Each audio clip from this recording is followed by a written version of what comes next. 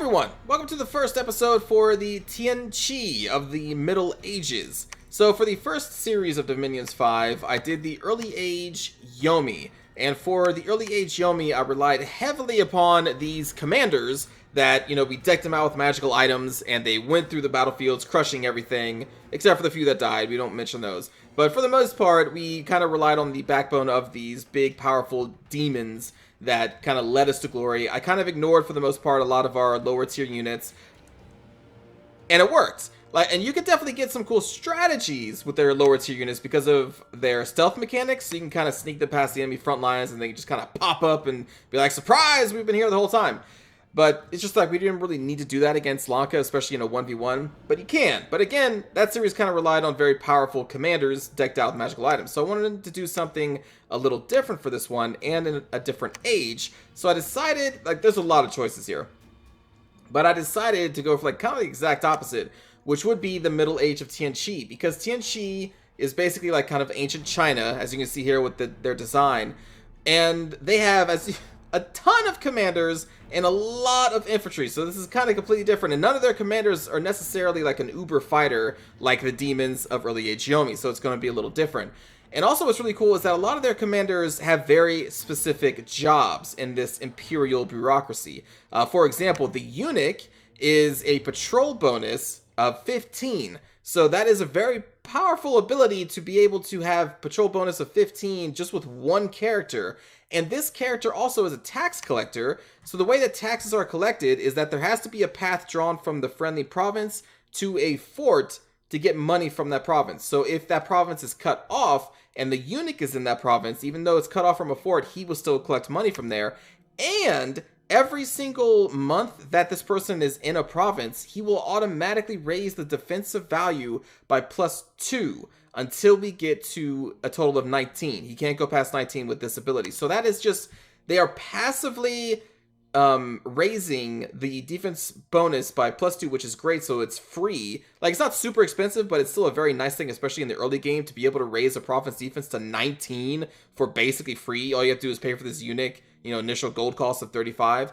But then at the same time, so you conquer a new province, you throw this guy in there, he's going to be raising the defense every turn, and with the patrol bonus, he's going to be lowering the unrest that comes naturally from defeating a province and taking it into your own territory. So it's really cool, and that's a very specific job. That's what this guy does. But then we have, let's see, is it the Master of Rituals? Yeah, the Master of Rituals. So the Master of Rituals is a bringer of fortune, so they give an extra chance of good offense in a province that they are located. And I believe this stacks, so you can just stack a bunch of Minister of Rituals in one province, and they could potentially bring you good events in that province. And at the same time, they are preventing bad events with the Fortune Teller trait.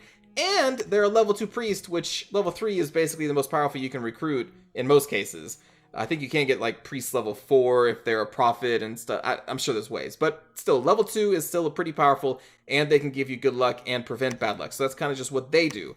Then we have this apothecary, a low-level researcher, nature mage, but their thing is that they're a disease healer. So they will get rid of one disease per month, per turn. And that could be a huge deal, because what if one of your best combatants, your best leaders, this Prince General, what if they get diseased by a unit? Then you're like, well, crap. Because if they're diseased, then eventually they're just going to die of afflictions. It's just going to happen unless you can cure them. Well, you can get an apothecary in the army, and he'll heal them, and they will be totally fine. And then we have different commanders of different magical paths. This guy is a construction and I was going to say astromancy. It's astral magic. Then we have the Minister of Magic, which is just, they're going to be the researcher. This is the guy that you're going to want sitting in a province just researching, because they have an adept researcher +4. But at the same time, they can also get a random magic skill on top of that.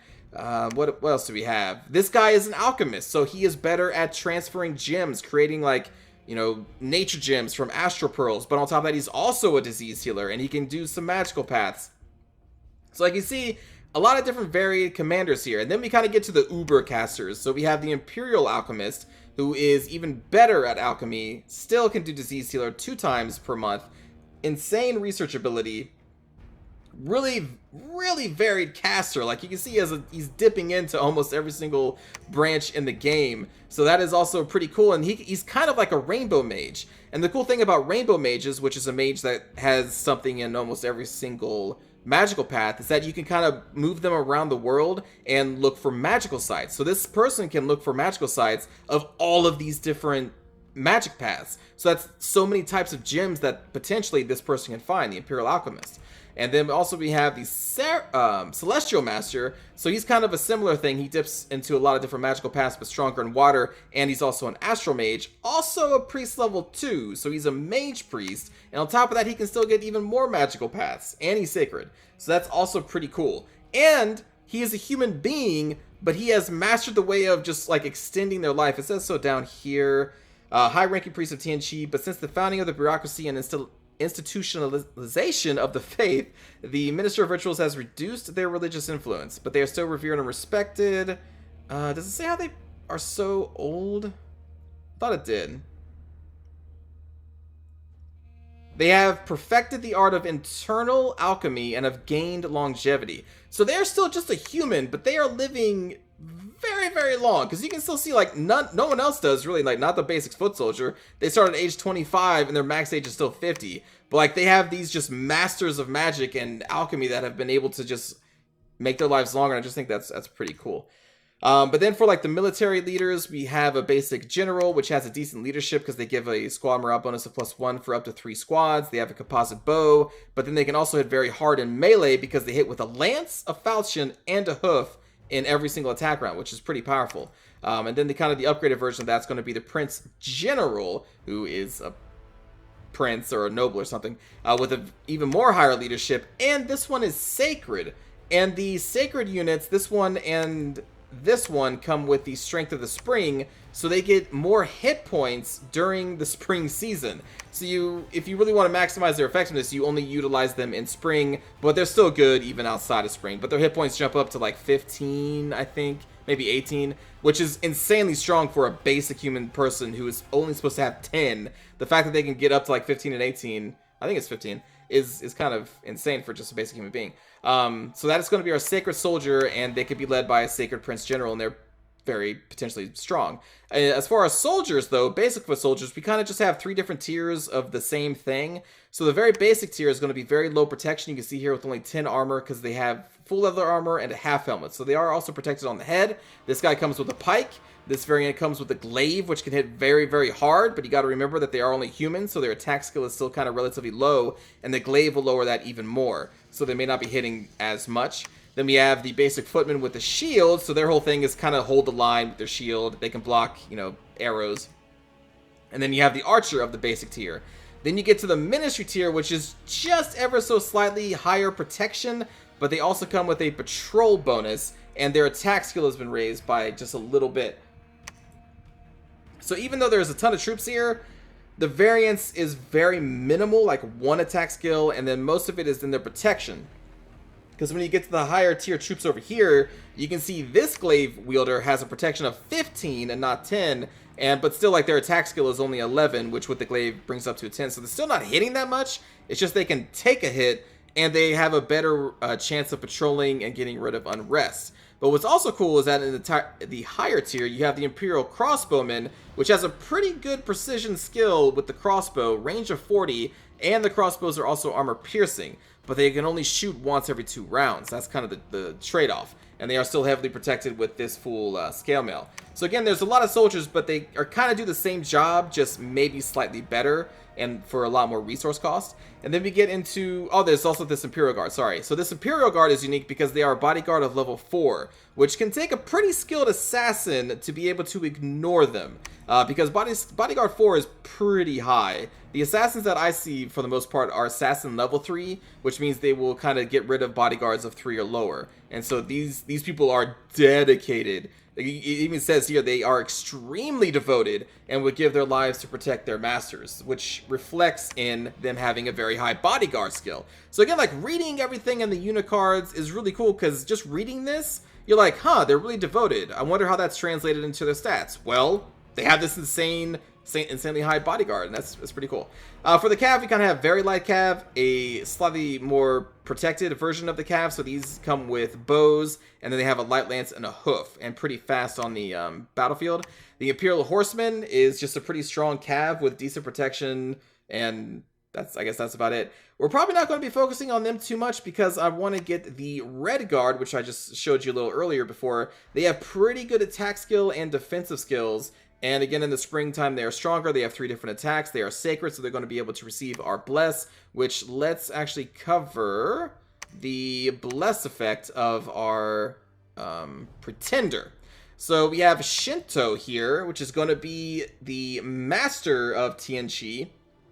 So Shinto, the way I built him, he has level 4 fire, level 4 astral, and level 1 nature. Really good research ability. He is fire resistant, he doesn't need to eat, he can fly, and he's also ambidextrous, which means he's a kind of an effective dual wielder. But the thing is, he's still just like a caster. Like, his stats, he should not really be in melee combat, but he does have ambidexterity. The Bless effects we have is the attack skill. So Blessed units will have +2 attack skill, making it easier to both hit and repel enemy attacks. So for our Sacred Soldiers, that will bring them up to a 15 from a 13. They have minor magic resistance because I had 1 point left, so their magic resistance is increased. But the main reason why I went with the Fire and the Astral is because I wanted them to hit with these solar weapons. So attacks from Blessed units will be imbued with an additional Solar Strike damage, which deals more damage, that deals triple the base amount against undead and demons. So our Sacred units are going to be undead and demon slayers. But even without like fighting undead and demons, they still perform pretty well. I did a test game and they are no joke. Sacred Cav, especially well protected Cav, is a dangerous tool to have on the battlefield. And for our scales, you can see we have a 6 Dominion. I typically like to have at least 6 in my games. And the Master is going to be Dormant. And Dormant means we gained another 150 points on the creation screen, which is why I could also get the positive order scale of 3 and the productivity scale of 3. Because our units, a lot of the ones that I'm going to run to recruit require a lot of resources, so I needed more productivity in our provinces so we can get more resources to make more troops. And then the order gives us more income and maybe growth, I think. So I really wanted these positive scales. So that is going to be our Pretender. So Shinto the Master. And now I guess we can jump into the game now that we have seen the, faction and the Pretender. So we're going to do a random map. And this time we're going to put it on medium, 15 provinces per player. We're not going to go large or enormous yet. We're just going to kind of slowly work our way up there. But I am going to add more enemies. Tianqi. Middle Ages. Okay. So we're going to pick Tianqi. And then we're going to add, let's see, we wanted 6 others. There we go. So we're going to have 6 other AI, and at 15 provinces per, this is still going to be a pretty big map, and this is probably going to be a pretty long game. We're going to up them up to Mighty. Oop, not Master. Mighty. There we go. And then we're going to load our Pretender. There we go. So let's go to renaming is allowed. And then for Thrones of Ascension, we're going to mess around with this a little bit more. So we're going to get some level 3 thrones. And let's get that. And then the action or the amount of points required. Let's see. So total number of Ascension points, we have 22. Let's say you're going to need more than half. 16? 17? 18? Is that too much? So out of the 22 possible, you would need 18. It's a lot of thrones. Is that too many thrones? Maybe load this a little bit. Maybe just 1 Uber throne. And let's say you need like 10 of the 15. 11. I like that. So 6, 3, and 1. So the more powerful the throne, usually the more powerful the effect that you get from claiming it. So having that Uber throne out there is going to be pretty important to grab. So that's what we're going to do there. And I don't think I really want to change anything else. I usually like the default starts here. Yeah, let's do that. So as it's generating the map, the background of this particular game is that the Empire, which we come from, Tianqi, has been invaded by multiple people, and we could not protect our borders in the initial land, in our actual empire. So we have been sent ahead of the Blessed Divine Emperor, Shinto the Master that is, who's actually still on his way here, to this just kind of distant outpost in a whole new land very far away from our invaders, which I haven't really created a name for. Just, I don't know, Airmore is pressing in on, you know, the home empire. So now we are trying to flee the empire because we cannot prevent the enemies from taking over. We are only stalling them for as long as we can. So Shinto has been sent ahead of the emperor and his family to try and take as much territory as we can, create an empire in this new place. So that's going to be the background. And so Shinto technically is a god, but in this game, he is just a very powerful caster who's like a trusted advisor and friend of the Emperor of Tianqi. And we are been sent here to ensure that Tianqi can rule these new lands. Okay, so I wonder if it's going to be a water faction in here. Alright, so we start way down here. Ooh, but we have 2 farmlands next to us. So farmlands generate additional income, which is going to be pretty neat. Our home province, nothing is really special. You can see if there's something special up here. And also, actually, what I could do, map filters. We could do like an income box this time. Maybe names as well. And so now we can actually kind of see a rundown of the amount of money you can make in each province. And the amount of resources, and I guess this is recruitment points? I don't know, that may be good. That may be a little too much as we gain a lot of territory. I'll leave it on there for now. Let me know if you like it or not. But I think we want to try and get these, and oh my god, actually that's just a throne. Holy crap, right next to us. Okay. We're probably going to want that, but I need to have a turn to see what is in there. It's a good chance we're probably not going to be able to take it.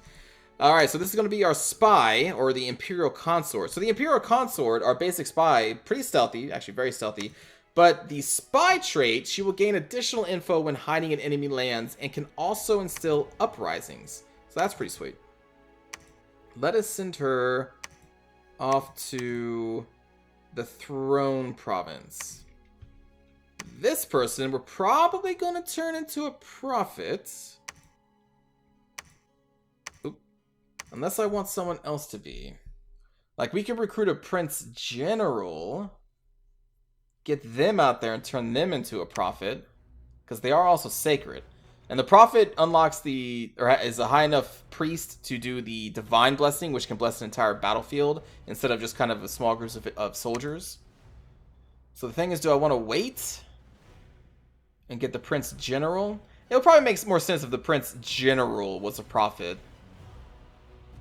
I mean, we could also just, you know, make one of these other caster people a prophet as well. But I typically like to make a general a prophet. So, you know, I think we will wait for that person. Alright, so we want to try and use up as many holy points as we can to start getting a nice build of our super special sacred units. Because these can only be recruited in the capital. So we want to try and recruit, let's say, starting out, we'll do 3. Because we will still need some foot soldiers. So I'm going to have the footmen. The idea in this early game is to make chief footmen to hold the center and have these very sacred, powerful cav to kind of whip around the flanks and murder is the idea. But we do need to get a nice amount of footmen. So maybe we go 2 and then 4. Oh, but that's without me even recruiting a commander. Alright, so for the commanders, probably want to pump out a bunch of Ministers of Magics, because there are going to be our researchers. So let's do repeat recruitment for them. They are 65 gold and only 4 resources, so very cheap on the resources, which we definitely need to make our soldiers down here. So let's go bloop, bloop. I like that recruitment for now. Our basic army that we start with, if I could press the right key. Why is that not working? It is T, right? Oh, I had cap locks on. It is cap sensitive. That's why it wasn't working. Alright, so we have very basic footmen with the pikes. They could repel. I don't think I'm going to use them that much. And then we also have these archers, which seem to be pretty good. Alright, so we want to fire at, let's just say the closest enemy. And let's put them in a line. Tianqi is organized. We fight in lines. Our foot soldiers, we're going to hold and attack the closest enemy. And we're going to hold in a line in front of the archers. And then for our leader, they do come with a bow, so we can just have them fire at the closest enemies. And we will put them right behind the archers. Maybe like in the archer. Maybe between. Because if they have enemy units that are going to be attacking the rear guard, then they will come after our leader. And we don't want our leader to die. Alright, so that's going to be the initial setup. Probably not going to actually go out and attack anything this turn. Research. Tianqi gains access to unique celestial summons. So the celestial summons, the servant, this one is okay. They have decent attack stats, decent strength and hit points. But the cool thing about their celestial summons, I did in a test game, is that they are also sacred units. So we can even have more sacred units. So we have the celestial servant at level 1. Then down, I don't know about these. I don't know if the buffalo are sacred. I never summoned those. But down here, the celestial hounds, they are also sacred. So we'll try and get those. And then at level 6, the celestial soldiers are really good. They are very good attack skill, defense skill. They have really good hit points, really good armor. And with the sacred bonuses, they're even going to be better. So we're going to try and get to them and call down some celestial goodness. So we're going to go conjuration. We're probably going to dip heavy into that. Actually, going straight down to level 6 may take a while. Now that I think about it. We definitely want to grab level 1 and we'll start getting some celestial servants when we can. Maybe we go down to, let's say like level 2. I don't really plan on having any casters kind of roll with us for a while. We're going to rely heavily on our sacred soldiers and just the sheer power of humanity and not necessarily magic in the battlefield, at least not early on. So, the only people maybe rolling with us are going to be those disease healers, which are nature mages.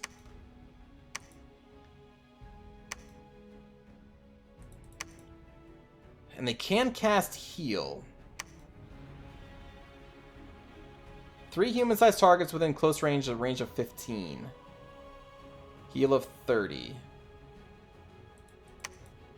So we may want to get up to that, because I know I'm going to have some of those nature mages with us to prevent diseases and heal them up. So maybe we go down. That was enchantment, right? And we already have a start in enchantment level 1, which is pretty good. Alright, so it's going to be our research. We did our recruitment. I'm not going to look at the pretenders of the world.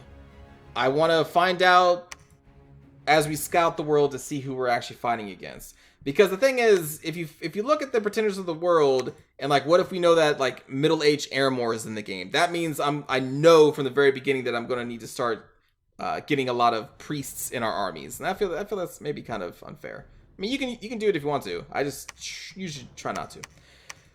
Okay, so you know what? I'm not in this game, so you know what I'm gonna do? I'm gonna put myself in this game. Nothing important though. I'm not gonna make myself the Prince General, the Prophet.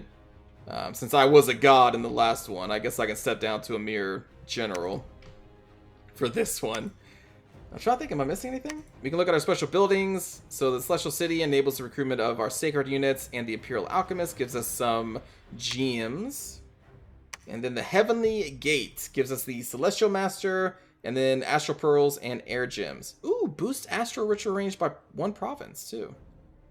So yeah, so we can only get the Celestial Masters and the Imperial Alchemist in our home province as well. So like our Uber casters can only be recruited from there. I think we're good to go. Oh, fortification. Ooh, we have an admin bonus of 50. So this is going to be pulling in 50% of the resources in the neighboring provinces to boost this one up so we can recruit more. So that's pretty cool. That's a pretty high administration bonus. Nice. Tokshen's not doing anything. Yeah, it's fine. Proclamation from Abyss. Well, okay, so there we go. We know Abyssia is in the game. Abyssia, very heavily armored and armed demon soldiers. They rely on fire magic and I don't know Ys. Aoda of the Isean Commander. Isean. That may be a water race? But I know Abyssia, and Abyssia is very, very heavily armored soldiers and fire mages and demons. Okay. I mean, I guess that shows us some of the races in the game anyway, so I guess it doesn't matter if we do read the Pretenders of the World at all. Anyway, so over here we have 60 enemy units, mainly militia, heavy infantry, and archers. Not that tough. Militias and light infantry. Alright, so heavy cav we know not to mess with until we get a nice stockpile of our sacred soldiers. Which I forgot to put this on repeat recruitment. There we go. We should have our first researcher. There we go. And so we are going to attack this farmland and get some money for our fledgling outposts. And hope that we do well. And you are going to go scouting for us, my friend. Swamp. Very low income, hinders movement, but does offer more magical sites. More farmland over there, and mountains. So, I wonder how that works. So we get high income, low resources, but it's also mountainous terrain, which gives us low income, excellent resources. I guess this will probably just average out. And then there's another throne over there. I like that there's this just kind of like lake in the middle with this little area of land too, with like a nice choke point potentially. It's pretty cool. Alright, I think that's all we need to do. Intern. Aryu, maybe like half-giant type people? Oh my god, Bandar Log. So it's the Middle Ages apes. God, we fought them in the early ages as Landar, or Lanka. And now we gotta fight middle-aged Bandar Log. I think Bandar Log are like non-demonic apes, whereas Lanka is demonic apes, so I guess that's different. And then Ashdod, I think, is also like a half-giant type race. Alright, let's review our first battle. What a nice formation we have. We'll fast forward a little bit. There go our soldiers. There we go, we got some kills. Fight formation! Alright, so usually when you see like a longer weapon attacking but no damage is happening, it's usually a repel attack, I think. Let's see. Militia's attack spear was repelled by the footmen. So that's the whole thing about this specific unit, is that the pike is length 5, which is an insanely long weapon for a human to wield. So you could get the chance of repelling, which will negate all damage entirely. So it's pretty cool. That's the one kind of cool thing about it. So that's like a lot of repels happening right there, I think. Or maybe those are just basic attacks. They have the same animation. It was easier to tell in Dominions 4 because Dominions 4 was turn-based, so their army would attack, so if you saw an attack animation on your guys during their turn, you knew that was a repel. Harder to kind of spot in this one. So we've lost a lot of footmen, but we are going to win, it looks like. Maybe some friendly fire from our archers, but that's okay. Very good. Alright, nice job. So, our footmen killed 22, archers killed 5, and we lost 8 of the 15. Expect to lose a lot of people in this one, because they're just humans. But more importantly, we did get the farmland. Now, since we have a territory, what I probably should have done is we want to grab a eunuch. Because remember, these are the ones that are going to be able to raise our province defense, so I don't have to pay for it. And they give us a patrol bonus, so they lower unrest even faster. And now that we took that province, we have a little bit more resources to play around with in our home territory. So, we're going to start recruiting 3 sacred units. We're going to, there we go, start recruiting 3 sacred units, and then get some more footmen after that. Actually, hold on. We want to go eunuch. Eunuch is 5 resources. There we go. So any resources that we don't use this turn will carry over to our like shadowy recruitment right there. That's why I always have someone in, you know, that can't be recruited this turn, but they can be recruited next turn. Also, technically, we could get 2 eunuchs because the eunuch is only 1 recruitment point and not 2. Okay. We'll do that. We'll get to eunuchs. I think that could be good. and then grab that. Alright. And then I am going to head home. And we're going to pick up some reinforcements. Wait, now that's saying there's only 30? Let's send you back. Last time, when she was actually there with her spy trait, it said 60. So I'm going to assume it's actually 60. Also, what the heck is here? Pisachas and Ganas. Possessed corpse. So a bunch of undead and ghoulish apes here? Ugh. Ugh. Not cool at all. Research, still going down conjuration. Alright, let's go. Yeah, let's go. Let's see. Unexpected event has happened. Dominion +3. One of your units has miraculously fathered a child. Faith in your healing powers has increased. A dragon has been sighted. Uh-oh. This is interpreted as a bad omen. Am I going to get attacked from a dragon? Satis. Satis is a bunch of lizard people that have some poison. They deal with death magic in the Middle Ages.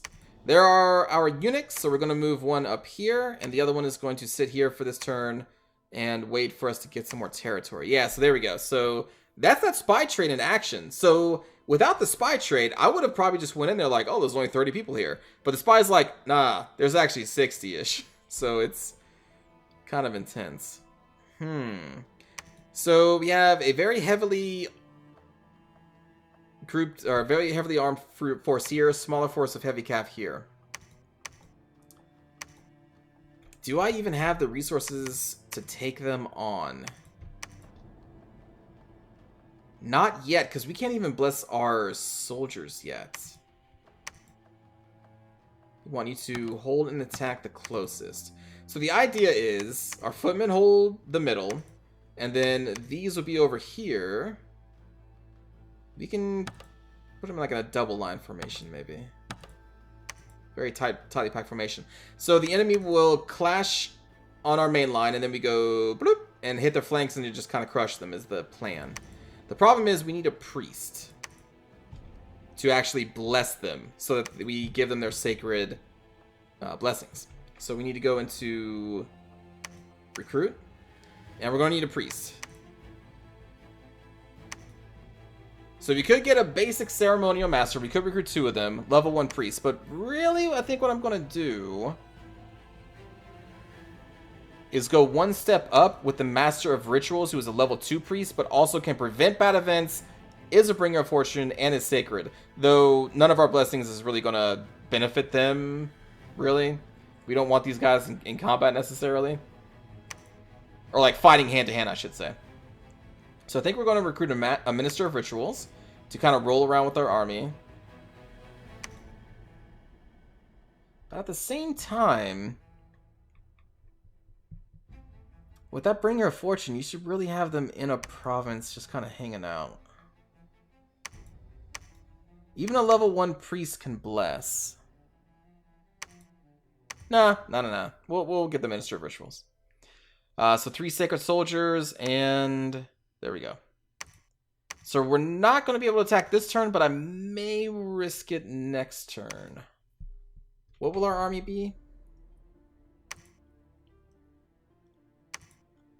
We'll have 2 additional footmen and 3 Sacred Soldiers. Like, they're pretty powerful. They're really powerful. It'll be worth it, I think. So we're going to hold here a turn. Yep.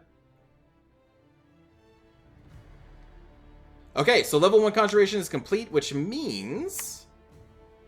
Do we have... I don't think we have anybody that can actually summon them yet. Because we need an Earth and level 1 Astral. So no, we do not have that yet, but we can recruit a mage that has those specific things. Alright, so... do we want to recruit... Oops. Do we want to recruit another Minister of Rituals? Or do we want to start recruiting somebody who can go around searching for magical sites? But it would be very expensive. Kind of want to recruit an Imperial Alchemist to start searching for magical sites so we can hopefully get some gems. Also, here's the person that can summon those Celestial Warriors, this Imperial Geomancer. I typically don't like to recruit people who are of old age, but since we have disease healers in our commanders, they can heal the disease that's probably eventually going to happen with the old age. But we don't have an affliction healer, because this heals diseases, not afflictions, which are different things. Let's go... Oh, they're even recruitment points 4, so it'll take 2 turns to recruit this person. But I think it's going to be worth it. I'd like to get some magic sites early if we can. So we will recruit them. And then let's go to army setup. Grab them into our army. Do that. Is 10 sacred soldiers going to be enough? Mr. Tan, you are going to be going with us. And we want you to cast definitely some blessings to make sure we hit everybody.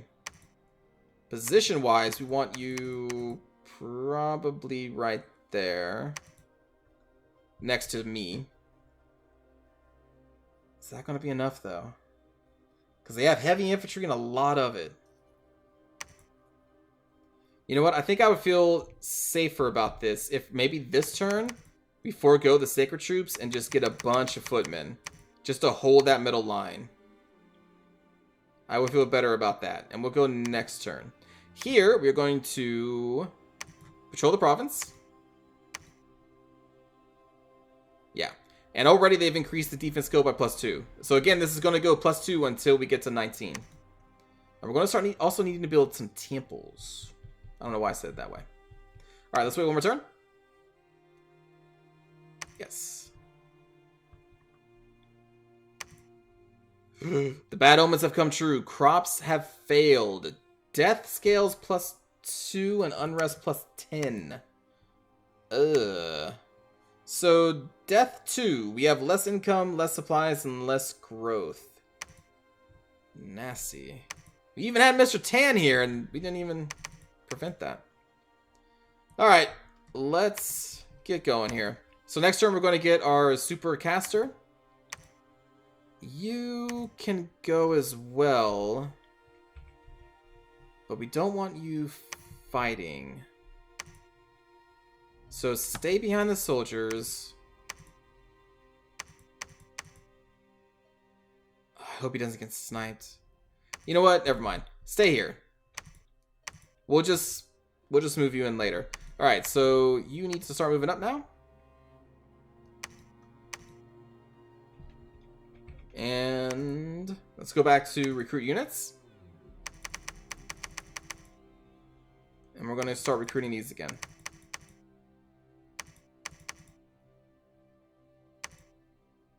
Whew, I hope this goes well.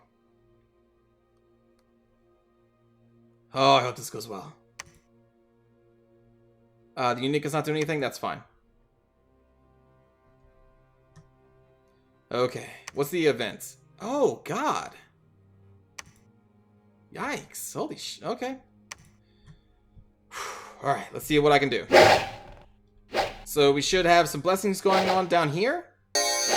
There we go. Was one blessing enough? So there's the solar weapon. So we have additional damage. And the really cool thing about this, I believe, this solar buff is applied to every attack of the unit except for natural ranged attacks, I think it was. And maybe natural weapons like claws, I think. So we should get 3 attacks that have even more magical damage with this solar weapon. I believe is how it is in this game. Yeah, so the damage is magical and will be effective versus ethereal beings too. So it should be boom, boom, boom, and each one gets a solar weapon.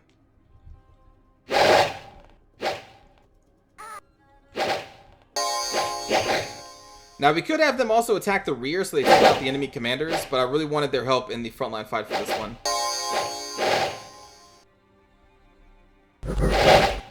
So, there we go. Oh my god. Oh my god. Entire squares of people are just dying. That's awesome.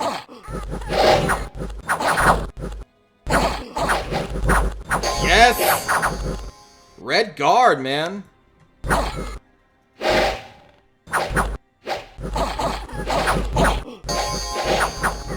Just mowed them down. I'm probably going to switch our archers to fire at the rearmost enemies. Jeez. That was pretty cool. That was pretty cool. Okay. Did we lose any? No, we lost 3 footmen. That's it. Even I got a kill on that one with my bow. Holy crap. I'm so good. So we got 25 kills with the red guards. That is really nice. That is really nice. Now we just need a prophet, I believe, to actually get this. So there is Guandi. So we're going to start using him to search for magic sites initially. And now that we have a throne, especially, I want to recruit a red prince. And we're going to make him a prophet. Yeah. That is what we're going to be doing. Alright, and then we can send out our second eunuch to come over here and get the defense up. And what is this throne? This is level 1 throne, the Throne of Ice. So we can get some water gems, which we can probably use. Spreads Dominion. Our blessed troops gain cold resistance +5. It's not a bad thing. And then, oh wow, we actually get 3 water gems per turn from this one side, if we can claim it. That seems pretty good. Alright, so we can keep moving on. Let's send you out some more. We're going to want to take both of these. Let's start by going up here first. You know what? Actually, what I want to do is I want to try and get all the provinces around our castle first. So I think we're actually going to grab these. And then I guess we can go grab this farmland. And then move up in here. Oh, wow. We already have enemy dominion up here. Ooh, oh boy. Okay. Because we can maybe start building a fort like right here. If we can take this before the enemy has it. And kind of get a choke point. Maybe that's what we should do. I think that's what we should do. Yeah. Alright, so we're going to be recruiting more people here. Getting the prince. And I think that's it. Yeah.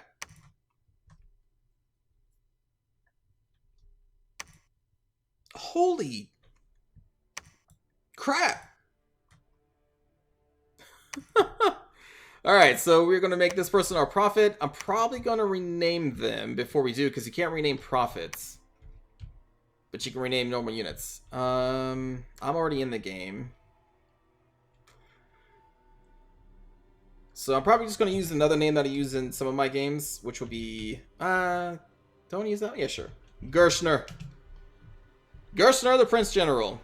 Because at the time of this recording, obviously this is the first episode, so none of you have submitted your names yet, so... Gonna do this. So Gershner, the General of Tianqi, is going to finally arrive at this outpost from the, fleeing from the Empire, the original Empire. And now he is going to become our prophet, spreading the word of the immortal Emperor and his divine family. Become prophets. And then me, I'm going to keep taking some territory.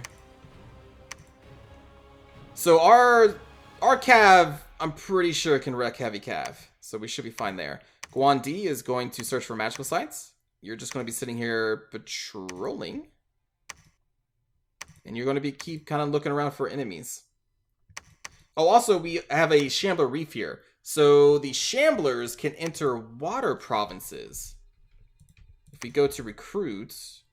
Oh, but we don't get a Shambler leader. That's a problem. So these people are amphibians, so they can go underwater, but without the leader, we don't have anybody who can go underwater. This may be important later. Master of the Way. Need not eat... Oh, I think we can recruit these at the home province, right? Yeah, Masters of the Way.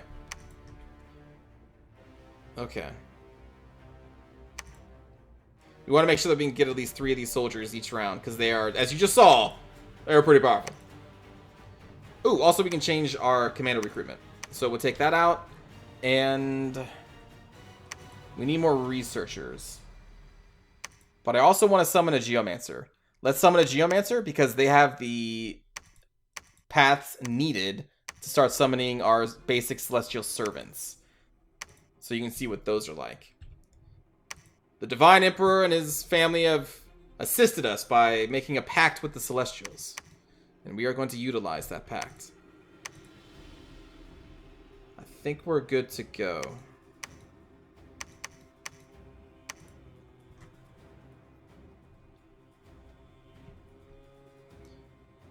Ah, none was found. That's unfortunate. Alright, so we got a prophet, the prophet of Shinto. And let's see how our red guard do against these heavy cav. So if you remember from my first series, the heavy cav destroyed, I believe, our god and some other demon generals, because they're pretty strong. But the red guard are also pretty strong. May lose some footmen there, but the counter attack. There we go.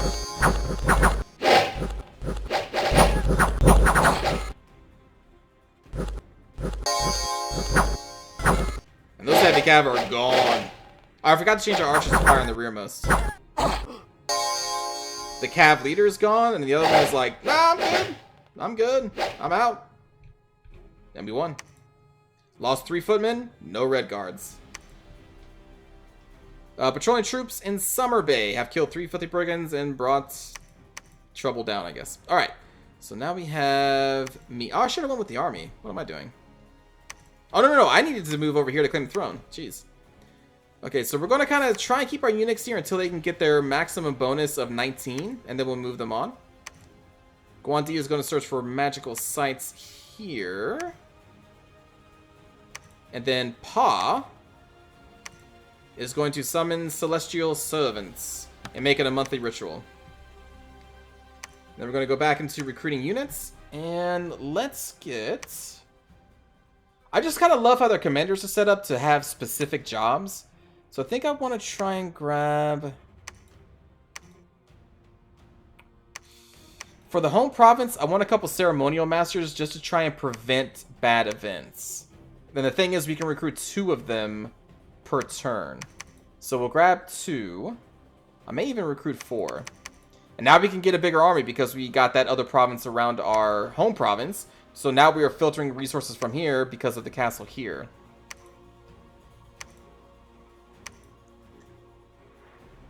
Okay. Actually, what am I doing? We should try and be getting as many of these as we can. There we go. So we're going to be getting 4 a turn. Also, something that's pretty cool is that every unit in the game has an upkeep per year, but sacred units are half upkeep, 50% of the upkeep needed. So that's pretty sweet. Alright, so militia, heavy infantry, and archers. Barbarians hit pretty hard, but we definitely want to get up through here. Good resources, hinders movement, and more magical sites. So really, we may want to build our secondary fortress here in a place that has a bunch of resources, so we can get a big army going. Although at the same time, there's not many provinces we can conquer to filter resources into here. And I don't know how it works. If we build a castle here, like we're already pulling resources here to here, so I don't know if we can pull more from this province to this one. I don't know. Well, in any case, we're gonna go kill some people. So let's charge.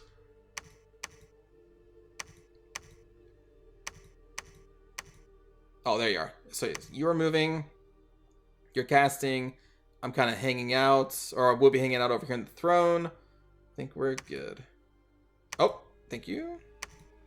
Oh, this is Iryu.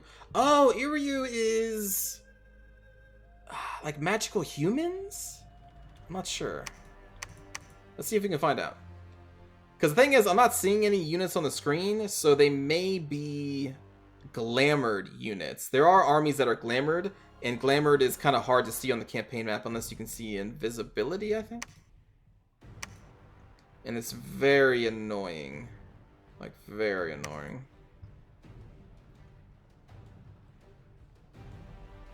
Alright, got the Celestial Servants. Battle in Green Coast. I keep forgetting to change the archers. We should be able to pretty much breeze through this.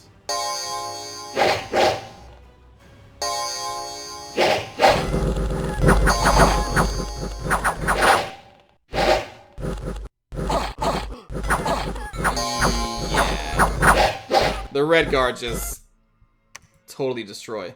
Lost 1 footman. Red Guard killed 32. They are doing really well. Alright, so you two, you can't really preach here. I just kind of want you sitting here just to ignore bad events. Alright, so here is a celestial servant. They are a magical being. They are sacred. They don't need to eat, but they want to. So they are going to be eating some resources. But they do have spirit sight. So they can see invisible units.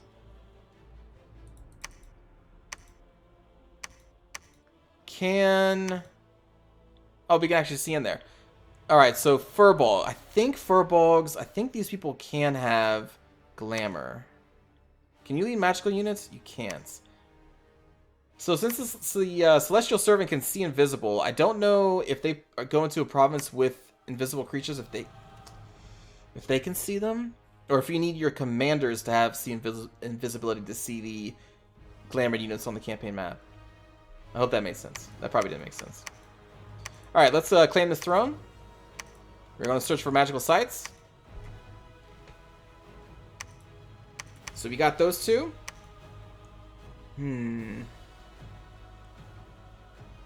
Probably should recruit you.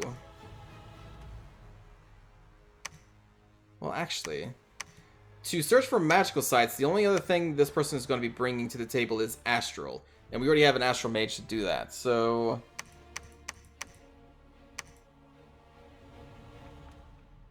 Do I want to bring one of you in yet? I don't think so. I think I just want more researchers. So I think we're just going to go that.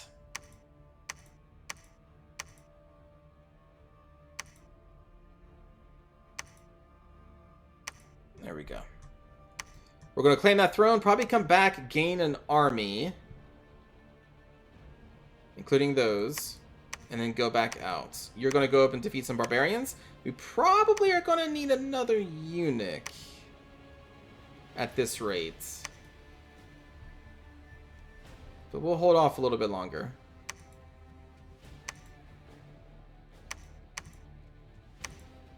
Keep scouting.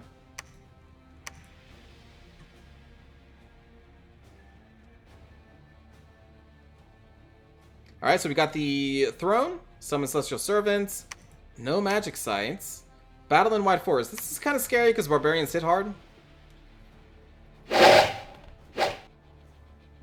So if they connect on our Red Guard, they could potentially kill them.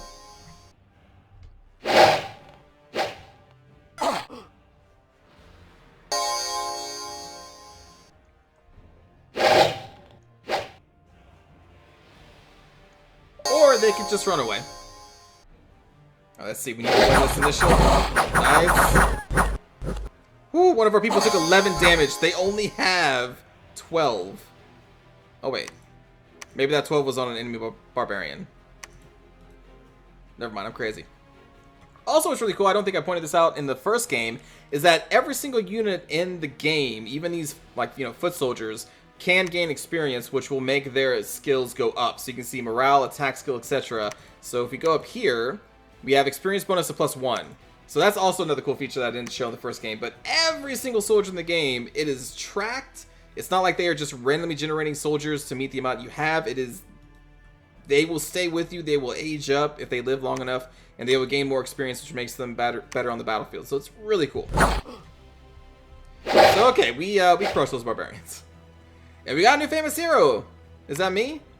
Oh, thank you. I know, I'm so fabulous. I'm just amazing. Let's see what I got. Let's see, tokshen receives increased number of hit points. Okay, so we have additional 5 hit points. I mean, that's a 50% increase. We're kind of like a uber human. I'll take that, I guess. I can maybe take like another hit. Probably gonna want to get me some awesome items to make sure I don't die. Okay. Oh, and before I forget, let's go to army setup, and we want you to fire at the... Oh, they can't target the rearmost. Do they need to be in a special formation for that? Let's see. Line formations can only be used by good leaders. Troops will deploy on a long line and try to stay in that. Sparse has -1 to penalty or to morale. Skirmish. Default and only formation for undisciplined units, -1 to morale. If we put them in a box, can they shoot at the rearmost?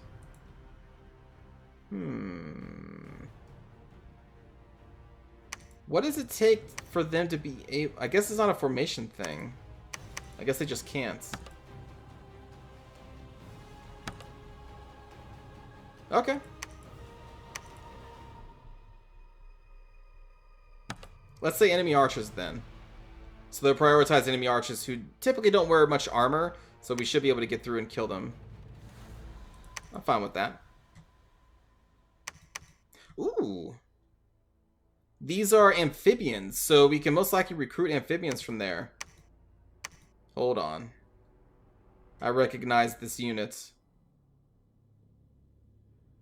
One of the factions of the game can recruit these units, although it looks like this is just a neutral province of them. So, okay. But if we take this, and we can recruit some sea people, and we can take some sea provinces, that'll be pretty cool. Alright, I'm on my way back. Guan D is going to move here. Oh, something that I forgot I enabled for this specific battle. So if you go to... because I think this is new. If you go to Preferences... and for gameplay, multi-turn movement. So now, instead of moving one province at a time for every single turn, I can just tell them where I want them to end up, and they will automatically go there, even if it takes multiple turns. So that's a nice change. Let's see, you're up to 14. We need to wait for you to get to 19. And who are we recruiting? We're recruiting researchers here still. How's our research going? We have level 2 conjuration. What gems do we have? Water, air. Water and air. Mainly. Water and air. So nothing really here yet. With water and air, we could summon Yetis. I don't know if that really makes too much sense. Also, I don't think we have a level 2 water mage. Can we potentially get a level 2 water mage? We can, but they'd also have to be an... what was it, an air mage as well? This is our apothecary. No. What else can you get? You can get fire. Yeah, right, you're a researcher. So it would have to be like one of these guys. So they would have to get another water level to even be able to summon Yetis. I don't know, we'll see. We'll see what happens. Oh, whoops.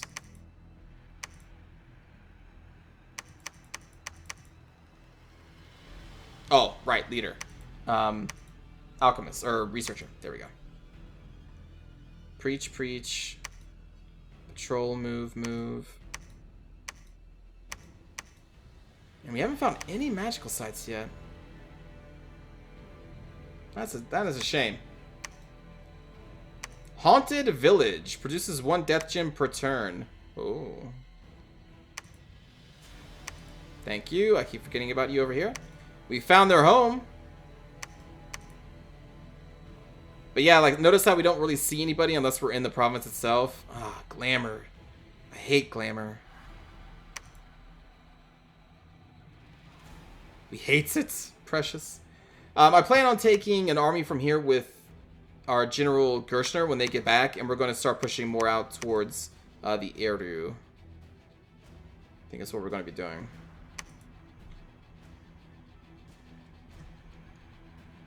Celestial Servant. Dormant Pretender Gods are awakening. So we should be getting a Shinto here pretty soon. And then we are battling those amphibians, which this should also be another easy fight. Cold Bolt. Oh, they actually hit us.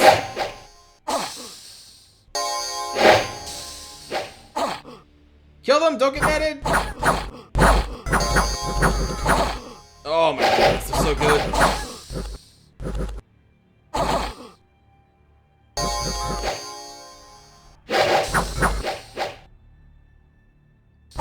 Yeah.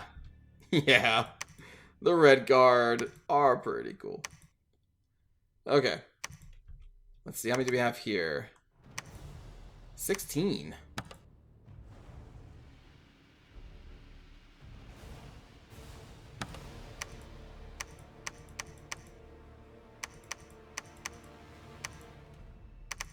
We don't really have any foot soldiers. Oh, we can't lead magical beings.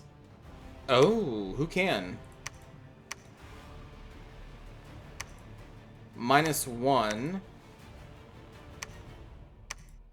-1, but you can lead up to 15. Still -1.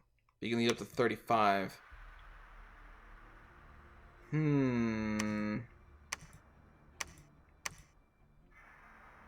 I need you to stay here. I kind of want... I mean, we need you to search for magical sites.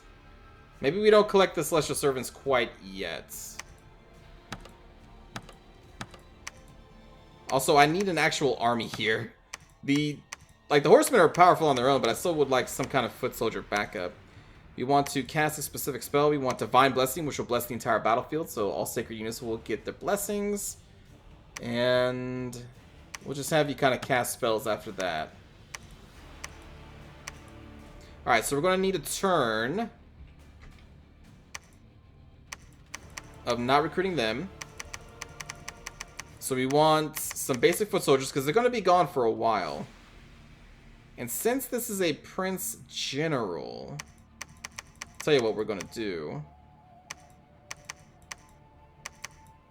We can have 5 people be a bodyguard, so we're going to hire 5 Imperial Guardsmen to guard the Prince General. There we go. Alright. Are we out of gems? No, you can still you can do it. Cast Celestial Servant. What's Astral Projection? Separate from his body and travels the astral planes in search of military information. His mind and body are connected with a silvery cord which can be detected by unfriendly astral mages. Once detected, the cord of the astral mage can be severed, and a traumatic experience indeed. Each casting of this ritual allows the mage to scry on one province. The use of extra magical gems increases the duration of the ritual. So we can kind of just see into a province with this. We're going to summon more of those. And again, we're going to be waiting here a little bit.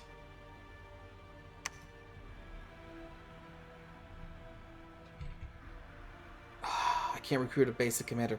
Lab and temple needed. And your leadership is only 10. Ah!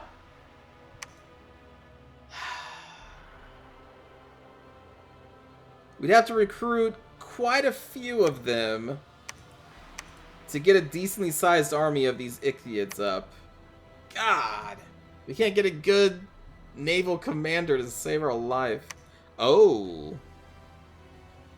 Oh no. Bystia's right here.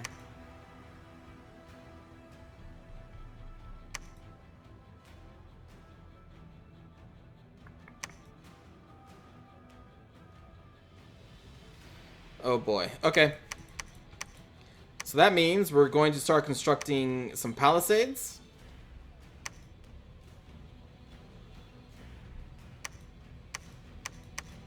Oh boy. I'm hoping our Red Guard can kind of carry us against the Abyssea's heavy armor. They're like protection 18 and stuff. Like they're insane. So we're going to get some enchantments. So now that we're getting enchantments, we're going to want to start getting the apothecaries. Because the idea is, if our sacred troops get hit, we hopefully have these enchanters nearby to heal them. And make sure that they stay alive. The problem is, though, we have to rely on the AI of the enchanters to heal at the right time. So I don't know if that's going to be possible. Like, is there a way that we can have a caster just not cast certain spells? I don't think there's a way to block spells. So, like, what I'm saying is, like, we would set up, you know, like, one of our apothecaries to basically not look to cast almost anything except for, like, heal, and that's it. Healing Touch is not great because it's a range of 1.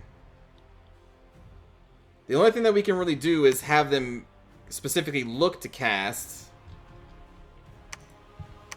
you know, like this up for the first, was it 5 turns?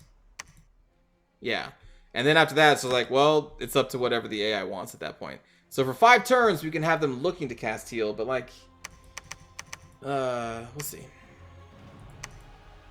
We will see.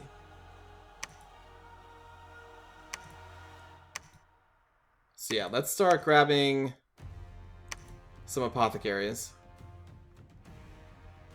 And I think that's going to do it for the first episode, everybody. So hope you enjoyed, and I will see you all in the next one, everyone. Take care.